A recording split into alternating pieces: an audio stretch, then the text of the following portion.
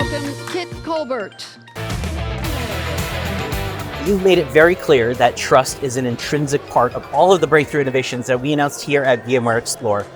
Can you tell me why that is so significant? I think when you talk to most business leaders, they really see AI and generative AI as a key part of their business future and a key part of their business growth. So obviously, this notion of something being so core to their functioning as an organization, they've got to take that very seriously. They've got to have the highest level of trust. Now what that means, we're talking about security, talking about privacy, talking about compliance. All those things that have to be there are now amped up in importance. So I think when you look at any sort of solution you want to bring to market, trust has to be at the center of that.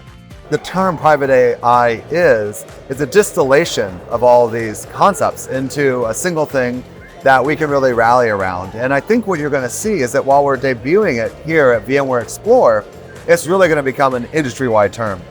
Awesome. Thank you, Kit. Thank you so much. Thanks, Joe.